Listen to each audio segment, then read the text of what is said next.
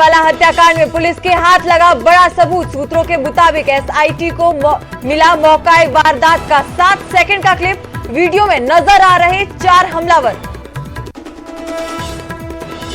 Bathinda jail break की planning कर रहे गैंगस्टर। खुफिया विभाग ने जारी किया अलर्ट। पूरे इलाके में बढ़ाई गई सुरक्षा। कई बड़े गैंगस्टर जेल में है बंद।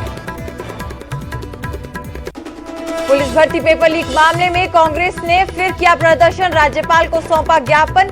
सुखविंदर सुक्खू बोले सीबीआई की जांच की सिफारिश के बावजूद अब तक टीम क्यों नहीं पहुंची हिमाचल। मंडी में ट्रक चालकों ने पुलिस पर बेवजह परेशान करने का लगाया आरोप। कहा चिन्हित पार्किंग के बावजूद धौंस दिखाकर काटे जा रहे चालान। और हिमाचल में तपने लगे पहाड़। धर्मशाला में टूटा 11 साल का रिकॉर्ड। 7 जून तक जारी रहेगा गर्मी का प्रकोप। 26 जून तक मानसून दे सकता है दस्तक।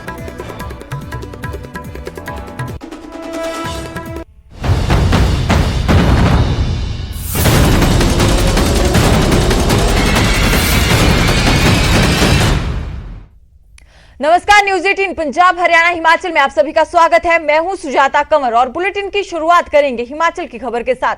आपको बता दें कि मंडी में ट्रक चालकों ने पुलिस पर बेवजह चालान काटने का आरोप लगाया है। ट्रक चालकों का आरोप है कि चिन्हित पार्किंग के बावजूद उनके चालान काटे जा रहे हैं। पुलिस की इस कार्यप्रणाली से बाईपास पर ट्रक खड़े करने वाले चालकों को परेशानी हो रही है। बाईपास पर लोड ट्रकों का खड़ा करने और उन्हें अनलोड करने का प्रावधान जिला प्रशासन ने कर रखा है, लेकिन ट्रक चालकों का आरोप है कि चिन्हित स्थान पर भी पुलिस धौंस दिखाकर जबरन चालान काट रही है।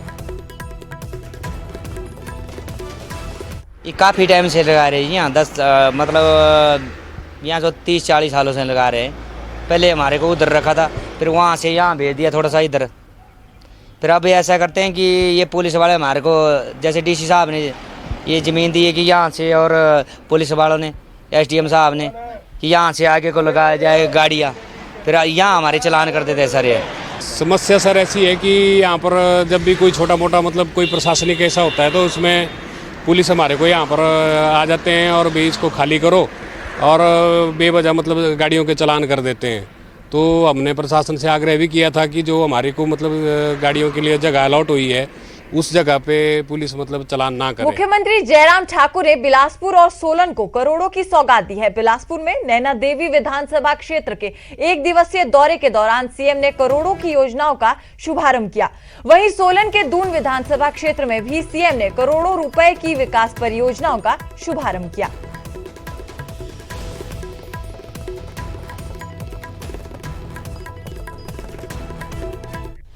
सरकार एक सतत प्रक्रिया होती है। अगर काम के लिए कोई शिलान्यास किया है तो उसको पूरा करना अगली जो सरकार आती है उसकी जिम्मेवारी होती है। हम कांग्रेस की तरह उस तरह से नहीं करते हैं। बहुत जगह हमने ऐसे भी काम देखे कि शिलान्यास पिछली बार किया था, पिछली सरकार ने किया था, पूर्व के मुख्यमंत्री ने किया था, मंत्री ने किया था, और हम इसके लिए बजट का प्रावधान नहीं करेंगे। हमने इस भाव के साथ नहीं, हमने कहा है काम होना चाहिए। अगर काम महत्व का है, काम आवश्यक है, काम सेवा का है, उस काम के लिए बजट का प्रावधान करके उसको पूरा करने का हमने हमेशा कहा। और इसलिए आज उस पुल का हम विधिवत उद्घाटन करके, क्योंकि हमने उसके लिए बजट के बाद ही प्रावधान किया। गरीब है उसके लिए ज्यादा मदद करने का रास्ता कैसे निकल सकता है, उसका रास्ता निकालने की हमने कोशिश की। और इसलिए आप लोगों ने देखा होगा कि हिमाचल प्रदेश में सरकार बनने के पश्चात हमारी पहली कैबिनेट की बैठक का निर्णय राजनीतिक निर्णय नहीं, आज से पहले जो सरकारें हिमाचल प्रदेश में बनती थी वो राजनीतिक निर्णय करती थी। पिछली सरकार के इन योजनाओं को बंद कर दो, पिछले सरकार के उन नेताओं को अंदर डाल दो, उनके खिलाफ मामले दर्ज कर दो। हमने कहा नहीं, हम काम करने के लिए चुने गए हैं और हिमाचल प्रदेश में काम बहुत करने को है। वहीं कांग्रेस के नेता प्रतिपक्ष मुकेश अग्निहोत्री ने सीएम जयराम ठाकुर पर हमला किया। अग्निहोत्री ने कहा कि सीएम जयराम ठाकुर के पिटारे में सिर्फ घोषणाएं हैं और हिमाचल को आर्थिक दिवालियापन की ओर धकेला है। रैलियों पर सरकारी बजट से खर्च हो रहा है। हिमाचल की सरकार इवेंट मैनेजर बनकर रह गई है।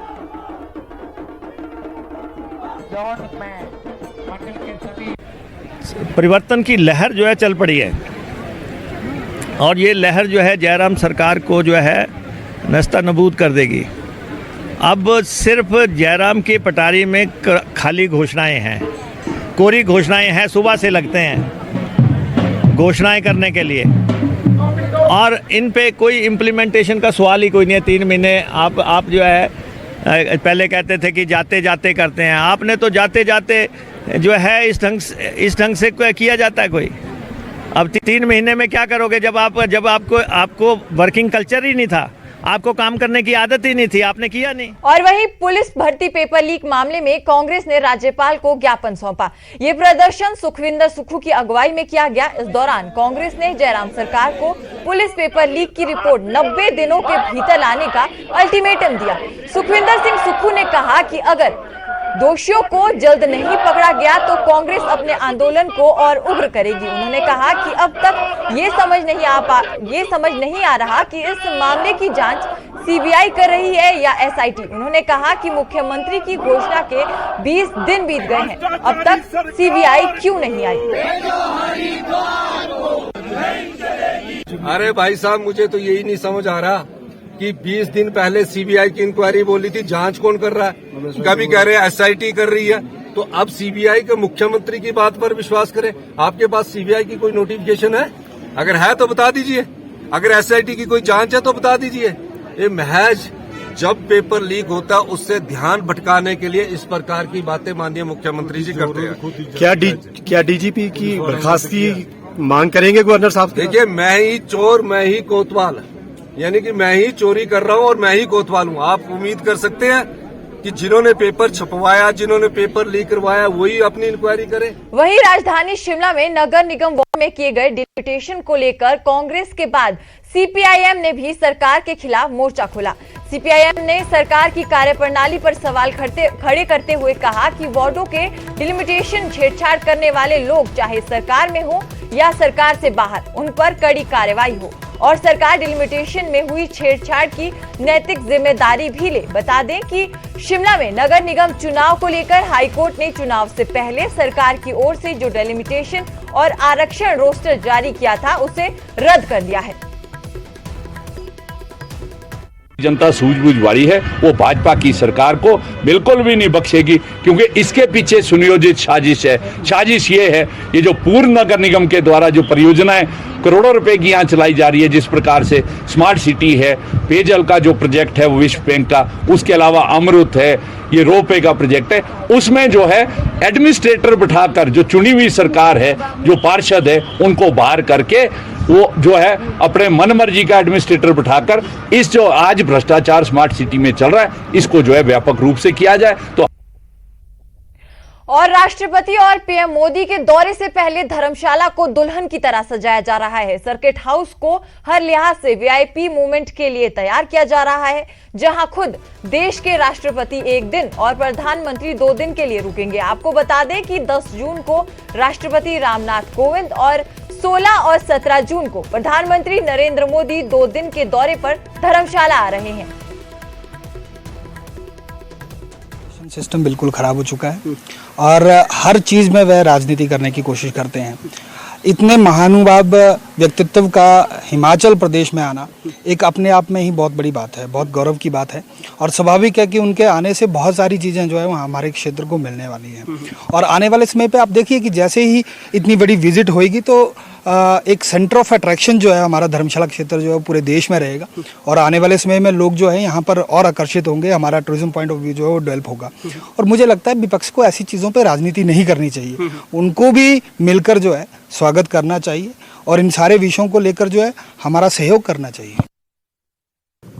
तो इस वक्त हम लोग धर्मशाला के उस फॉरेस्ट बीट में, उस जंगल में मौजूद हैं जहां पर वीवीआईपी मूवमेंट के दौरान जो है आर्म्ड फोर्स जो है वो डिप्लॉयड होंगी। आप मेरे पीछे देख सकते हैं कि ये वही जंगल है जहां पर जो है भारी मात्रा में सुरक्षा बल जो है यहाँ पर मौजूद रहेगा। अलग अलग टुकड़ियां यहाँ पर जो है वो यहाँ पर मौजूद रहेंगी ताकि किसी भी तरह का परिंदा जो है वो यहाँ पर पर न मार सके, क्योंकि यहाँ पर प्रधानमंत्री और राष्ट्रपति दोनों की बड़ी मूवमेंट जो है धर्मशाला में हो रही है। न केवल मूवमेंट बल्कि प्रवास भी यहां पर हो रहा है। तो ऐसे में पूरी तरह से इस इलाके को छावनी में तब्दील कर दिया जाएगा और यहां पर भारी मात्रा में आर्म्ड फोर्स जो है वो डिप्लॉय होगी। उसके लिए जो है तैयारियां फॉरेस्ट डिपार्टमेंट की ओर से की जा रही है। खुद मौके पर जो है इस वक्त बीट गार्ड जो हैं पविंद्र कुमार यहां पर मौजूद हैं और उनकी निगरानी में, अभी उनकी देखरेख में जो है ये तमाम जो फॉरेस्ट डिपार्टमेंट के जो कर्मचारी हैं इस पूरे जंगल को साफ कर रहे हैं ताकि उस वक्त आर्म्ड फोर्स के जब जवान जो है यहां पर डिप्लॉयड होंगे तो उनको आवाजाही में किसी तरह की कोई दिक्कत ना हो। चारों तरफ वो चौकन्ना होकर जो है पूरी सावधानी पूर्वक जो है इस जगह पर निगरानी रख सकें, इस जगह को देख सकें। तो आप लोग देख ही पा रहे होंगे कि किस तरह से यहाँ पर तैयारियां जो है वो चल रही हैं, क्योंकि इसी महीने जो है बड़ी मूवमेंट यहाँ पर हो रही है और ये महीना कांगड़ा के लिहाज से ऐतिहासिक रहेगा, क्योंकि पहली मर्तबा कोई देश की इतनी बड़ी डिग्निटीज, इतनी बड़ी शख्सियतें जो हैं यहाँ पर न केवल आ रही हैं बल्कि प्रवास भी कर रही हैं। तो फिलहाल इस जंगल को पूरी तरह से साफ किया जा रहा है। धर्मशाला से विचित्र शर्मा, न्यूज़ 18 हिमाचल। और हिमाचल प्रदेश में ड्राई स्पेल चल रहा है और पहाड़ों पर लगातार गर्मी बढ़ रही है। प्रदेश के सभी इलाकों में गर्म हवाओं के कारण तापमान में बढ़ोतरी देखी जा रही है। दिन के समय तेज धूप के कारण गर्मी का असर ज्यादा देखने को मिल रहा है। बीते 24 घंटों में प्रदेश का ऊना शहर सबसे गर्म रहा। यहाँ 43.2 डिग्री सेल्सियस तापमान दर्ज किया गया। इसके अलावा प्रदेश के धर्मशाला में 13 साल का गर्मी का रिकॉर्ड टूट गया। यहाँ तापमान 37 डिग्री दर्ज किया गया।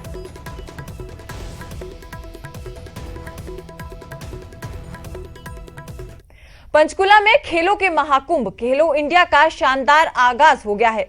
ओपनिंग सेरेमनी के लिए गृह मंत्री अमित शाह शामिल हुए। देश भर से 8500 प्रतिभागी इसमें हिस्सा ले रहे हैं। हरियाणा के मुख्यमंत्री मनोहर लाल और केंद्रीय युवा मामले और खेल मंत्री अनुराग ठाकुर ने शानदार ताऊ देवीलाल स्पोर्ट्स कॉम्प्लेक्स में दर्शकों का नेतृत्व किया, जो अगले 10 दिनों में पदक के लिए अधिकांश लड़ाई का गवाह बनेगा। शनिवार को बैडमिंटन, वॉलीबॉल, कबड्डी, गतका और फुटबॉल सहित विभिन्न खेलों में प्रतियोगिताएं शुरू होगी। इन खेलों का आयोजन 13 जून तक होगा। और जिस धरती पर हो पार ब्रह्म की दया दृष्टि,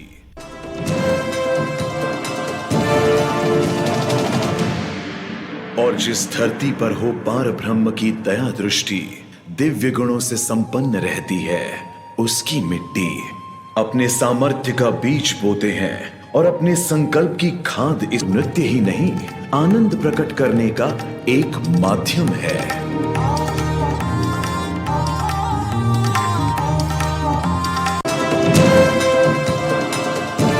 और यहाँ रुकेंगे एक छोटे से ब्रेक के लिए।